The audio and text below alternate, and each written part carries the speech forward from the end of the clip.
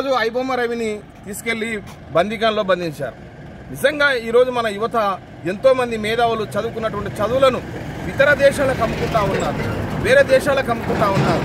కానీ నేనేం చెప్తా ఉన్నా అంటే నిజంగా మన తెలంగాణ బిడ్డలు కావచ్చు, లేకపోతే మన భారతదేశంలో మేధావులు ఉండొచ్చు.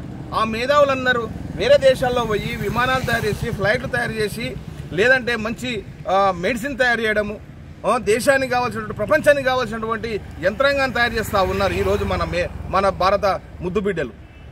అందులో భాగంగానే ఈరోజు ఐబొమ్మ రవి అతని నాలెడ్జ్ తోటి కొత్త సినిమాలను వైరల్ చేసి పేద ప్రజలు చూసే విధంగా చేశాడు.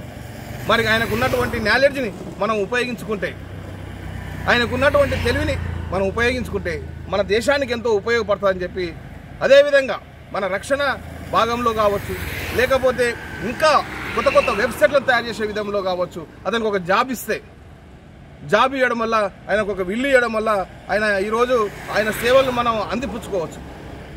ఒకసారి ఇట్లా ఆలోచించండి. నిజంగా అతనికి జాబ్ ఇవ్వడం వల్ల దేశానికి ఉపయోగపడతాడేమో, ఈ ప్రజలకు ఉపయోగపడతాడేమో. ఒక ప్రక్కన నిజంగా ఈరోజు సినిమాలను వైరల్ చేసి ఎక్కడో చేయలే కదా, ఇక్కడనే చేశాడు, ఇక్కడ పేద ప్రజలకు అందే విధంగా చేశాడు. అందులో భాగంగా ఇంకొక విషయం చెప్తా ఉన్నా. నిజంగా ఇవాళ భారతదేశంలో నైపుణ్యం కలిగినటువంటి, ఎంతో నాలెడ్జ్ కలిగినటువంటి విద్యార్థులందరూ అమ్ముడుపోతూ ఉన్నారు వేరే దేశాలకు. వాళ్ళందరినీ మన దేశంలో జాబులు ఇవ్వండి, మన జాబులు మన యువతను మనం కాపాడుకుందాం, మన యువత సేవలను మనం అందిపుచ్చుకుందాం, మన దేశానికి ఉపయోగపడే విధంగా చూసుకుందాం. ఈరోజు వేరే దేశాల్లో పోయి వాళ్ళ దేశ డెవలప్మెంట్ కొరకు మనం పోయి పనిచేయవలసి వస్తుంది. ఎందుకొరకు? ఇక్కడ జాబులు లేనందుకు. యువత వేరే దేశం పోతా ఉంది, యువత పెడదారిన పోతా ఉంది. కాబట్టి యువకులను మీరు ప్రోత్సహించాలి, ఐబొమ్మ రవిని విడుదల చేయాలి, అతనికి జాబ్ ఇవ్వాలి.